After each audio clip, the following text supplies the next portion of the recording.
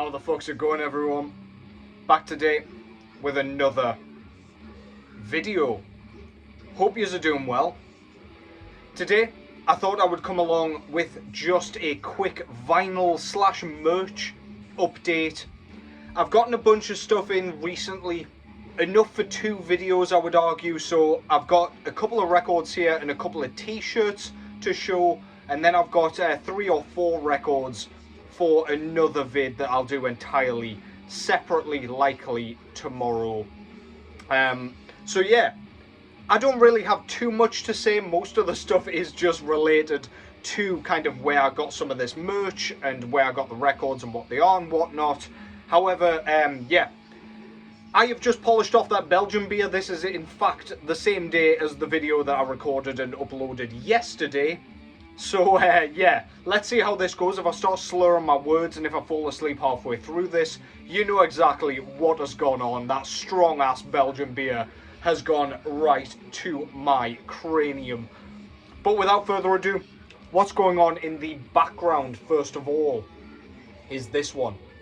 This is Hooded Menace, of course, with their, I have no idea how many compilations in they are. This is I was going to say this is probably their debut. I don't really think I can think of any others, so we'll go with it. Gloom Memorial, Immemorial, this one is called, I should say. It's going well already, I can already see it. But yeah, this is a band out of Finland, Doom Death, if you will. I'll go that way round because this band is way more in that doom metal sort of style. Fuzzy guitar tone, the death growls are very much in that death metal style. I will forever preach Lasse Paikko should go back to vocal duties in this band. However, I will save that for another vid. I will discuss that with their new record coming up. But yeah, their riffs are so dense, chugging, fuzzy, just hair-raising, man. Love the horror themes all the way through this stuff as well. It really just brings forth the atmosphere of the theme that they are going for. Just a tremendous band. This band's based out of Finland, if I did not already say that. Again, this is going very badly. Hooded Menace, Gloom Immemorial to kick things off. I'll go with the merchandise first, just because it is right here. So I've got a couple of t-shirts to show here, one of which I got online, another of which I got at a show last week. So yeah, I don't normally do this shit, but I do like my merch, and I know you guys will as well. Being metalheads, we love our artwork, we love kind of just art in general, and we love wearing what we like on our sleeve as well. Hence, I am never not wearing a film or various band or album on my body at all times, even for work, whatever. But yeah, the first t-shirt that I want to show is one I got online, and that is Evil Army with their self-titled debut and only full-length album, Evil Army. So that was released in 2006 originally.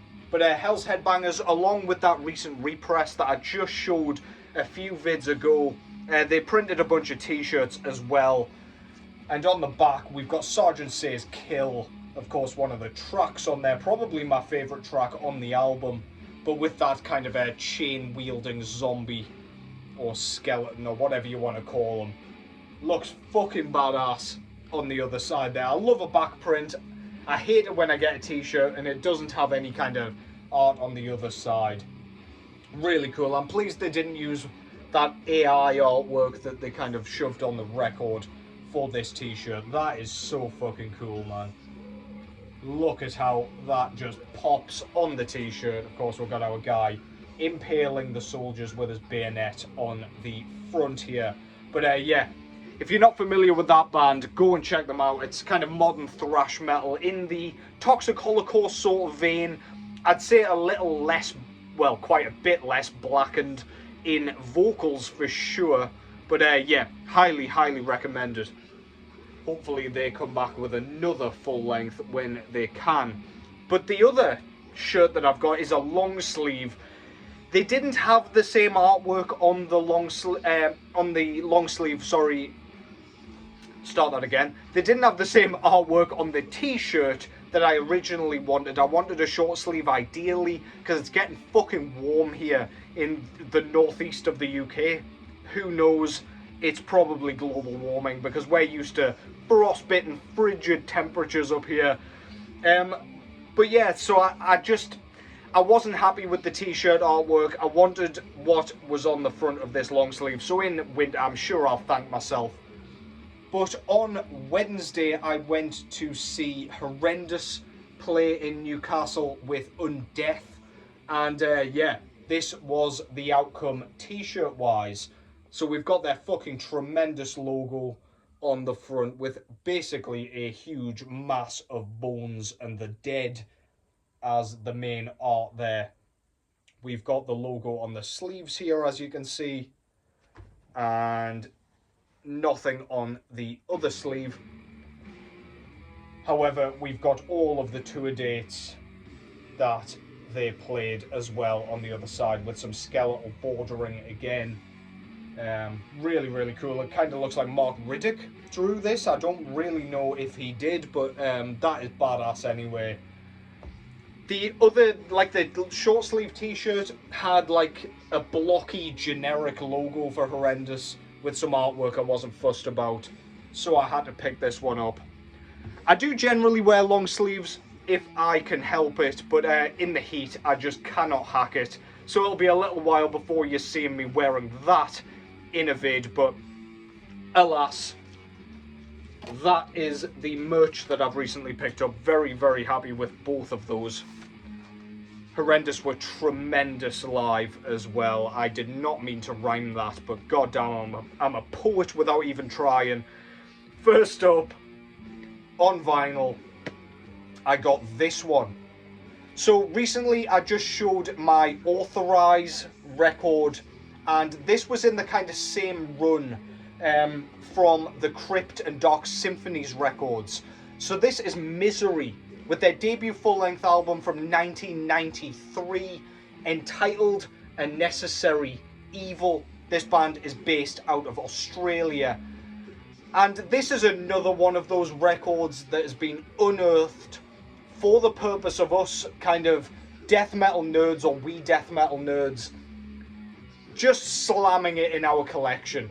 If you've just run out of the classics to buy, which I still haven't, to be fair, but if you really, really just love unearthing those kind of death metal gems that might get forgotten or swamped by those kind of bigger releases, these are the records you want to be picking up. So Misery, these guys play a very traditional style of death metal. My first kind of, the first thing that I notice on this one is the production is so clear.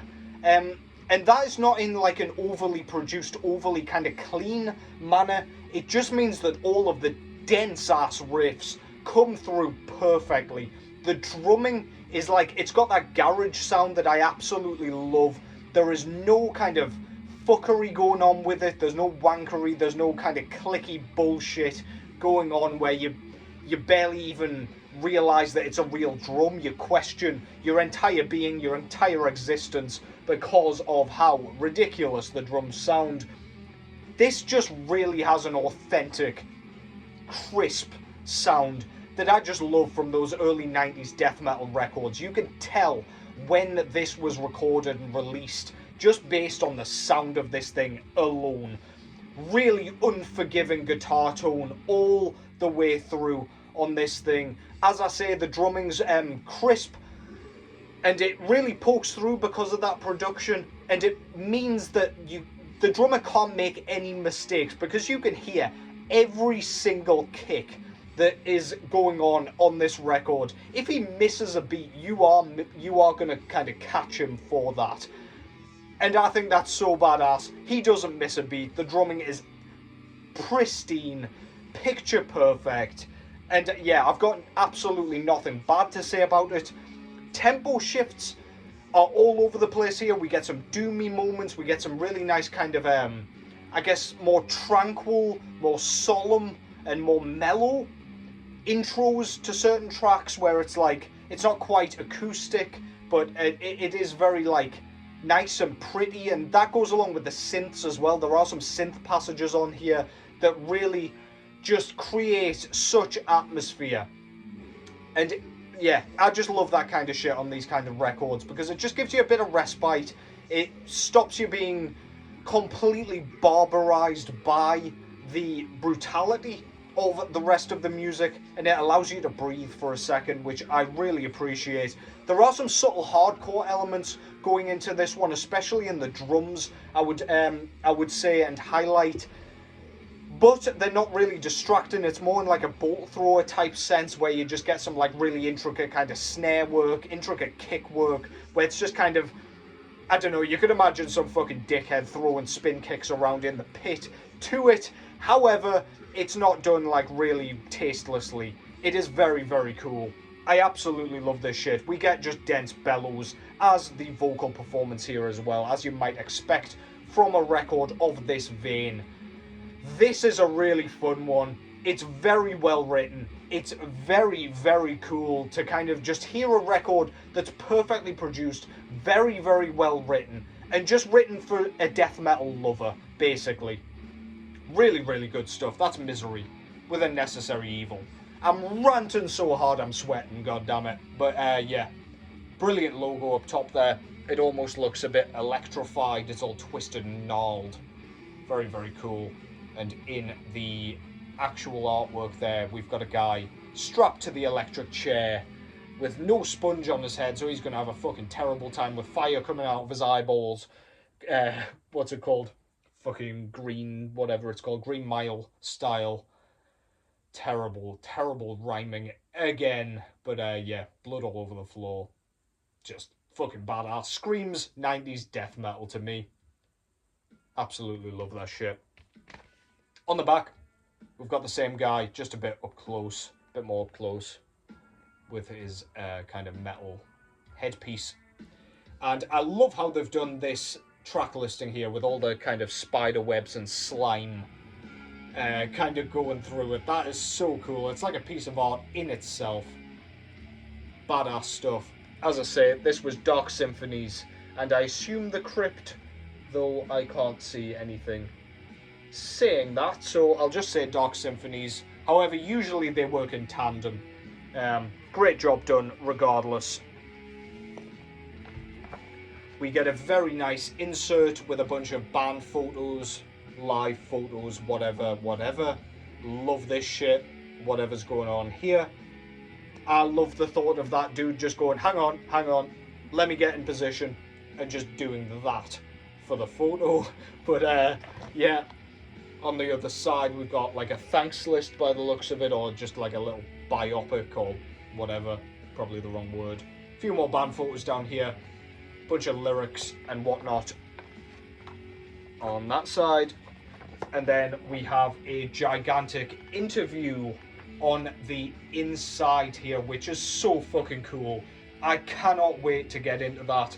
I love reading that type of thing while I'm actually listening to the record, because usually they're talking about like specific ways in which certain components were recorded, like what drums they were playing, like if it was an electronic kit, which you don't realize, just stuff like that. I love reading that type of stuff. So yeah, if you're like a death metal fan and you're just a music fan in general and you like that type of shit, highly recommend any of this label's releases. This came on a really nice kind of Coke bottle green record. I always find it weird when it's called like Cola bottle or Coke bottle and then it's green, because are they usually green? I don't know. Not in my experience, but alas, never mind. Plain center label there, and then we get some really cool artwork on the other side. Kind of looks like the members of Aura actually, with their masks and whatnot, but I digress. Chatting shit as usual. So I'll try and get this back in without making an ass of myself. And then we'll get into the next one, which is another Dark Symphonies release, can you believe? You can enjoy some of that hooded Menace in the background whilst I get my act together. Next up, I've got this one. So this is Insanity out of the USA with their debut full-length album, again from 1993. There's a bit of a theme going on here entitled Death After Death. So this is another release that was in the same run as Authorize and indeed Misery. This is way more in the thrash metal vein. There is a palpable amount of thrash influence that has gone into this one. This is way more sort of in the style of that kind of mid-80s sort of thrash metal where we were getting bands like Creator, Sodom, I was going to say Desolus there, similar bands, Sadus, that's what I'm after. Those types of bands where they were kind of more on the side of death metal, where they were really kind of bringing the intensity to their thrash sound. This does have blast beats in the kind of drum performance, which just gives it that death metal edge. It gives it the edge over that Sadus record or anything Creator did early on. And yeah, I just think this does a really good job of walking that line, actually. It's quite rare to get a band that's so thrash metal sort of, I guess, orientated, but still maintaining a lot of those death metal tropes that we all know and love. The vocal performance here is completely goddamn demented. I absolutely love it. It's kind of midway between a yell and a growl. A scream, not a growl. And it's like mid-register. Sounds so badass. It's got that just oomph that you need just to scrunch your goddamn face up, as Sean Beast calls it. That stink face, that riff face sort of thing. And it's just so much fun. It's got that just like energy, passion, aggression that is absolutely essential. The drumming never stops. It does have that thrash beat, like the kind of traditional thrash beat that you are used to for the most part. However, it really never stops, as in it is so fast and just full of energy and raw like intensity that I don't know how he's not tired. I'm just tired listening to this goddamn thing. How many Red Bulls did this drummer have before recording this? All of them, it sounds like. It is so cool. It's so well done. The riffing, again, it's like very much a thrash record with a couple of death metal elements. Downpicking is just rapid. It's so fast. It's so just balls to the wall. No messing around. I'm going to take your head clean off your shoulders, and I am all about it. So cool. We even have some clear choruses going on this one, which I think is important for this death thrash style of the kind of 80s. So like Fire, Death, Fate has such a badass chorus. It's almost singable. It sticks in your head. And it's absolutely just a treat for the ears, mind and soul. That is Insanity. And that is Death After Death. And the front cover shows a bunch of shrunken heads hung on a chain with, I don't really know what's going on down here. Looks like polyps or something. Perhaps these are all hung in an arsehole, I don't know. And then we've got the night sky up above. My God, my descriptions just get better and better, don't they? I'm a poet, as I said earlier. On the back, we've got the band photo there, track listing on each side. We've got the personnel just down below there, and yeah, this was the crypt. So I don't know if they've kind of decided to take one each or what during these runs, but yeah, I don't see any Dark Symphony. Oh, hang on. So it's under license from the crypt, it looks like. So we've got both labels on here. It's very confusing. Sometimes Dark Descent gets involved. Add another party, the more the merrier, fuck it. We do get an insert on this one, yet again, with some band photos, some live photos. Just cool shit that I love to get stuck into while I'm listening to these things. Just adds a bit of history and a bit of background to the band.